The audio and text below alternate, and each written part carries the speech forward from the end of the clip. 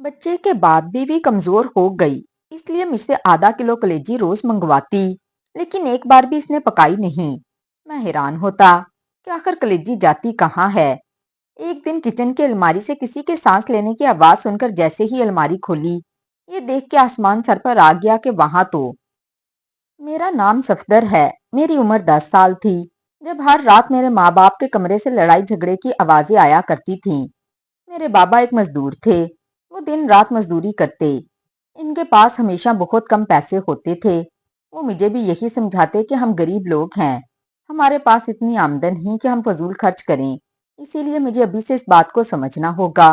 वो मेरे लिए वो सब नहीं खरीद सकते जो दूसरे बच्चों के माँ बाप इनके लिए खरीदते हैं। और मुझे ये बात हमेशा याद रखनी है कि मैं एक गरीब इंसान का बेटा हूँ। इसीलिए मुझे मेहनत करके जिंदगी में कुछ बनना है। लेकिन दूसरी तरफ मेरी माँ मुझे वो हर चीज ला कर देती थी जो भी मैं इनसे मांगता था। महंगे से महंगे कपड़े लाती, अच्छे से अच्छे खाने बनाती, और महंगी महंगी चीजें और खिलौने भी मुझे ला कर दिया करती थीं। लेकिन मैं इन कपड़ों को सिर्फ तब तक पहन सकता था जब तक मेरे बाबा घर नहीं आते थे। और इन खिलौनों से भी मैं सिर्फ तब तक ही खेलता जब तक वो घर पे नहीं होते। जैसे ही मेरे बाबा घर पर आते, मैं फिर से अपने पुराने कपड़े पहन लेता और मेरी माँ सारे खिलौने और कपड़े छुपा देती। एक दिन मेरी माँ मेरे लिए बहुत मजे का पिज्जा लाई थी। मैंने इसे बहुत मजे ले लेकर खाया, लेकिन मैंने जरूरत से ज्यादा ही खा लिया। रात को मेरे पेट में बहुत शदीद दर्द हुआ, तो मुझे मोहल्ले के हकीम के पास ले गई। हकीम ने पूछा कि बेटा तुमने क्या खाया था। दर्द की शिद्दत में मैं बोल बैठा कि मैंने पिज्जा खाया था। मेरे बाप ने हैरान होकर मेरी तरफ देखा और कहा, ये मजाक कर रहा है, हमने तो इसको पिज्जा नहीं खिलाया, हमने तो दाल रोटी खाई थी। हकीम ने मुझे दवाई दे दी और मैं घर आते आते रास्ते में ही सो गया।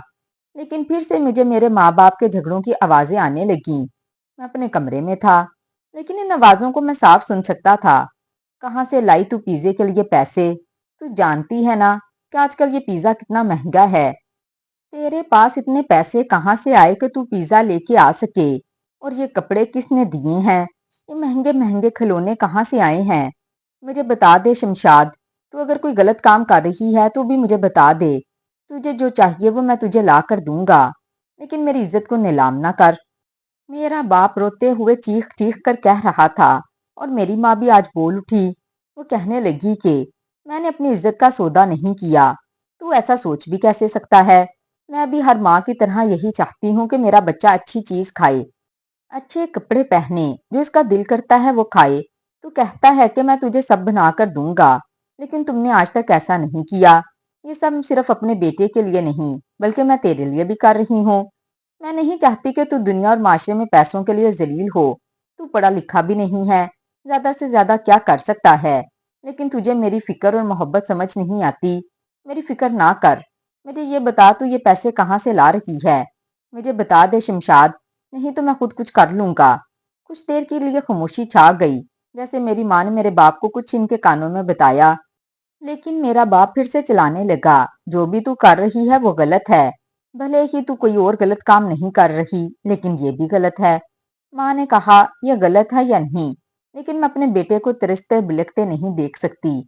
हमारे घर में लड़ाई झगड़े बहुत बढ़ने लगे। मेरी माँ मुझे पढ़ने के लिए शहर भेज चुकी थी। अब मैं बड़ा हो गया। मैंने अपनी तालीम भी मुकम्मल कर ली थी जब मुझे मेरे बाबा की कॉल आई और उन्होंने मुझे ये बुरी खबर सुनाई कि मेरी माँ इस दुनिया में नहीं रही। मैं घर आया तो अपनी माँ को कफन में लिपटा देखकर दिल भर आया। फूट फूट कर रोया कि मेरी माँ को जाने क्या हो गया। बाबा ने बताया, हम सब नहीं जानते कि इसे क्या हुआ। बस अपने कमरे में मुर्दा हालत में मिली। कई हफ्तों तक मैं उदास रहा, क्योंकि इतने साल में अपनी माँ के पास भी नहीं रहा। और जब वापस आया तो वो उस दुनिया से चली गई। अब मैंने वापस जाने का इरादा दिल से निकाल दिया और गांव में ही काम करने लगा। जब मुझे मेरी खाला ने बताया, तुम्हारी माँ मरने से पहले तुम्हारे लिए एक लड़की पसंद कर गई थी, इसकी आखिरी ख्वाहिश थी कि तुम इसी लड़की से शादी करो। मैं हैरान परेशान रह गया कि मेरी माँ ने बिना मुझसे पूछे मेरे लिए लड़की पसंद कर ली। मैंने अपने बाबा से कहा तो मेरे बाबा ने कहा, हाँ, तुम्हारी माँ ने तुम्हारे लिए लड़की तो पसंद की थी, वो इस घर भी बार बार जाती थी, लेकिन मैं नहीं चाहता था कि तुम्हारी इस लड़की से शादी हो।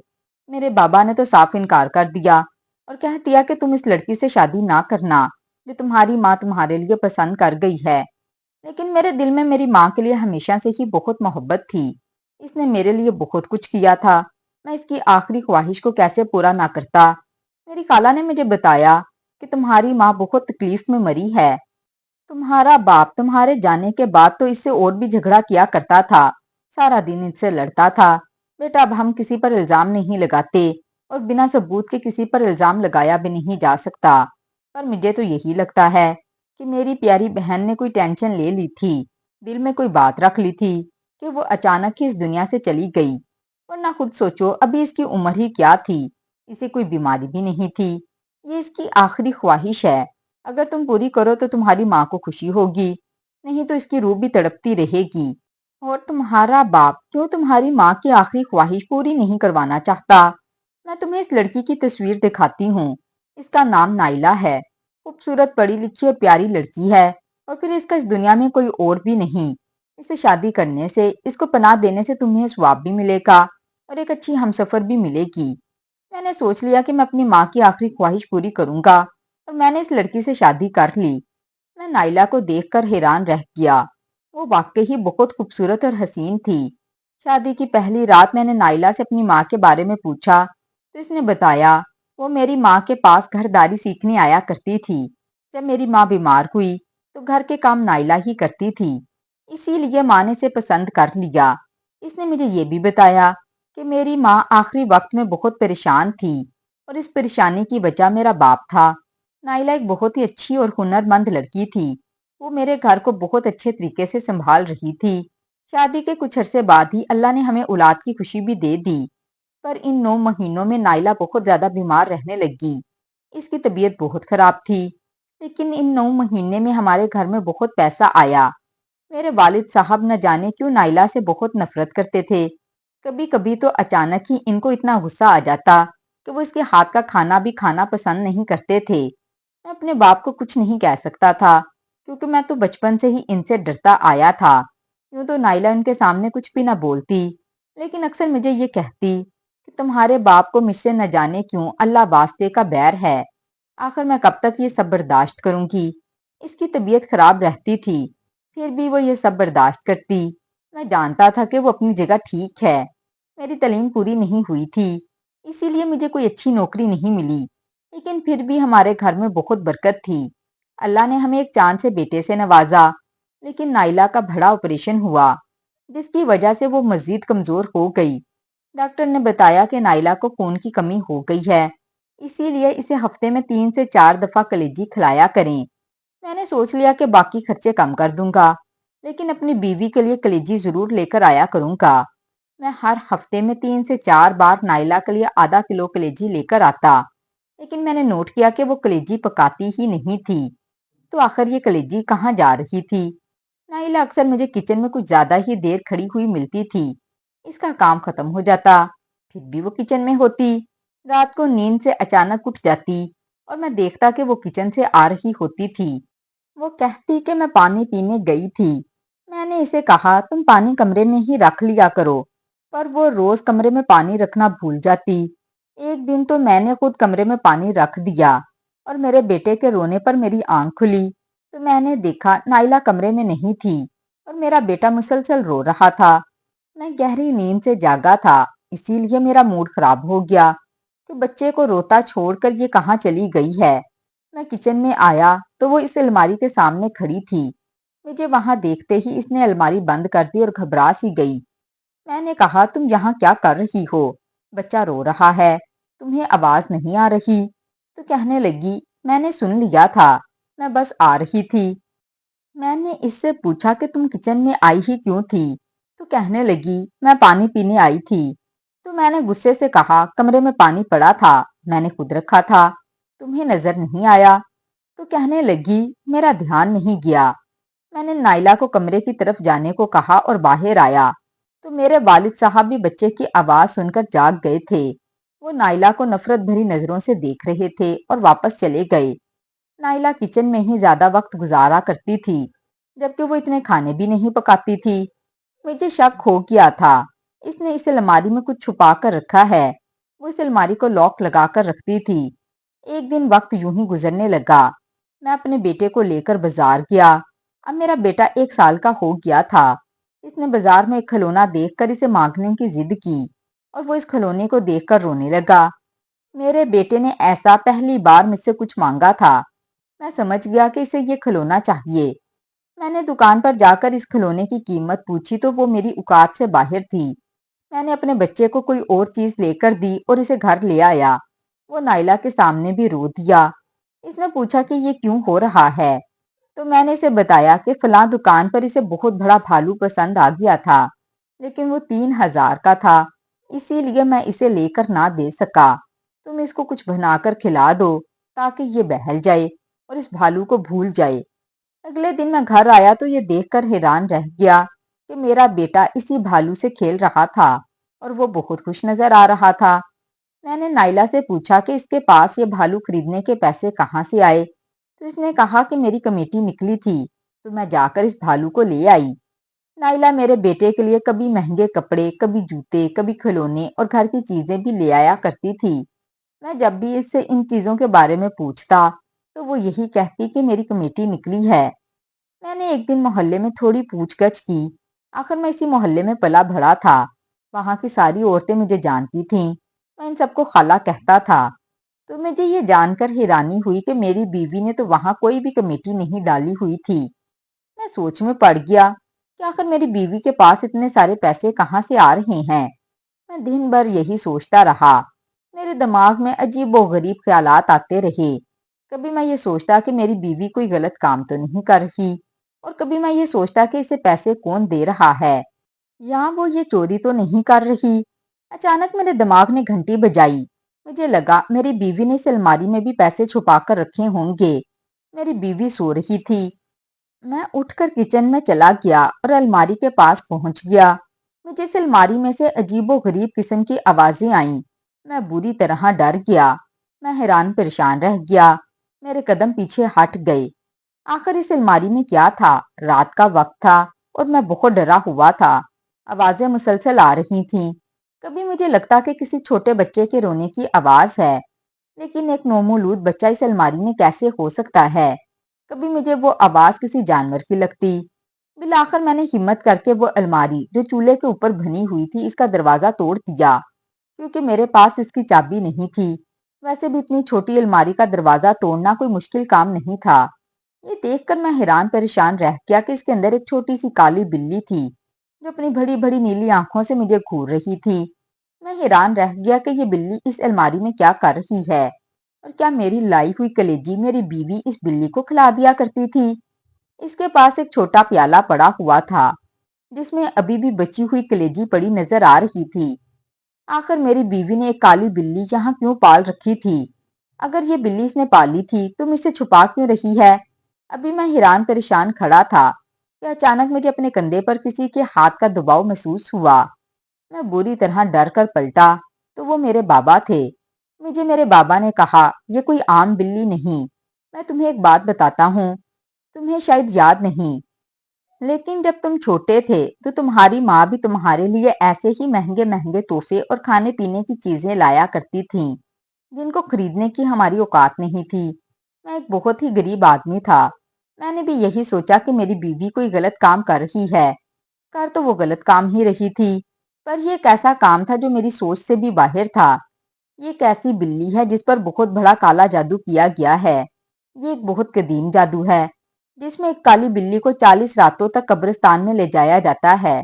اس پر کوئی منتر پڑے جاتے ہیں۔ یہ ایک بہت ہی خطرناک عمل ہے۔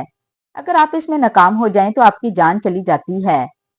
تمہاری ماں نے بھی ایک ایسی ہی بلی پر یہ عمل کیا۔ اس کے پاس بھی ایسی ہی کالی بلی تھی جسے وہ چھپا کر رکھتی تھی۔ کہا جاتا ہے کہ اس بلی کو جب تک اپنے ساتھ رکھیں تب تک آپ کو دولت ملتی ہے۔ دولت کی دیوی آپ پر مہربان ہو جاتی ہے اور آپ کے ہاتھوں میں غیب سے دولت آنا شروع ہو جاتی ہے۔ لیکن اس بلی کو پالنا بھی کوئی آسان کام نہیں۔ یہ بہت زیادہ کھانا کھاتی ہے۔ اس کا پیٹ صرف کلیجی سے ہی بھرتا ہے۔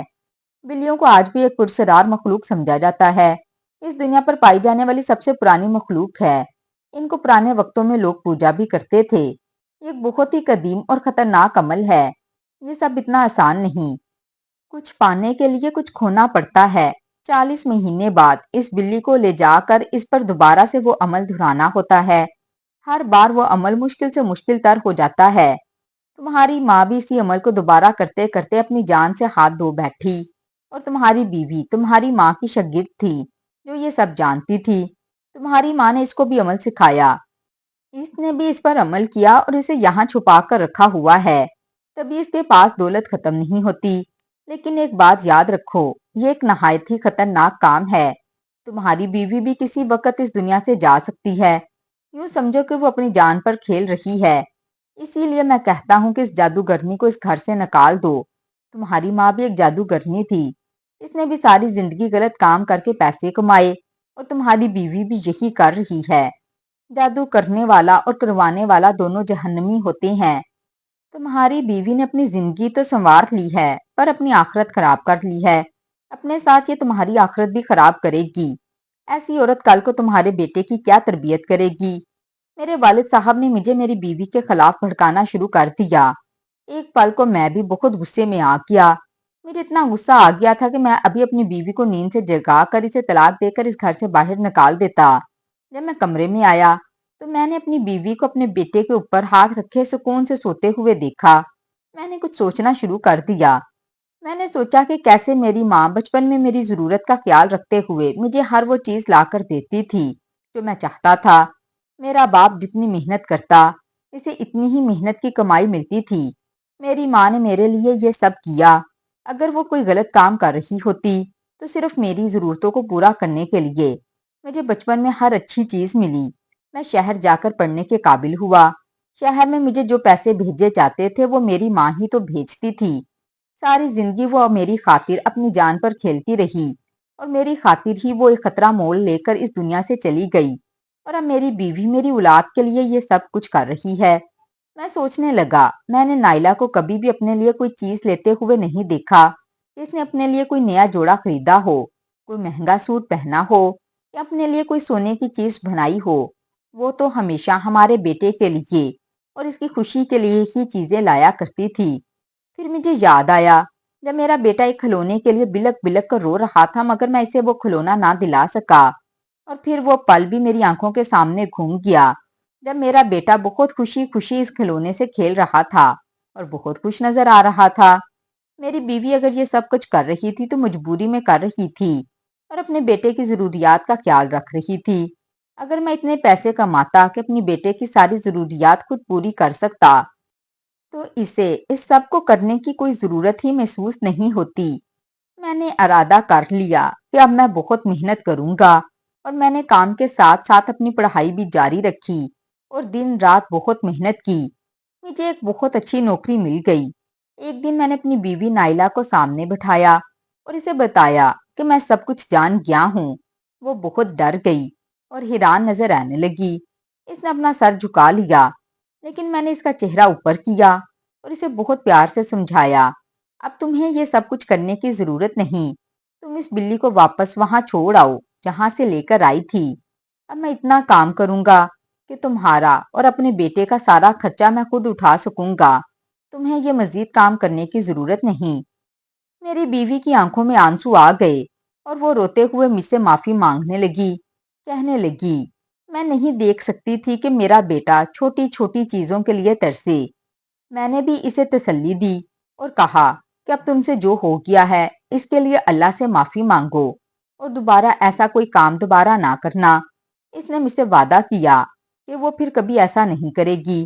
وہ اس بلی کو قبرستان میں چھوڑ آئی اور میں اپنی نوکری سے اتنا کمانے لگا کہ میں سارے گھر کا خرچہ خود اٹھاتا ہوں۔ میں اپنے بیٹے کے لیے کھلونے بھی لے کر آتا، اسے دنیا کی ہر چیز اچھی کھلاتا، اور میں نے نائلہ کے لیے بھی کپڑے اور جوتے لیے۔ ایک دن اپنے باپ سے میں نے کہا، بابا، اگر آپ نے بھی اس وقت کوئی ایسا قدم اٹھایا ہوتا تو آج آپ کی بیوی بھی آپ کے ساتھ زندہ ہوتی۔ ساری زندگی آپ میری ماں سے لڑتے رہے۔ آپ نے یہ کیوں نہ سوچا کہ اگر آپ ان کی ضرورتوں کا خیال رکھتے تو وہ ایسا کبھی نہ کرتی؟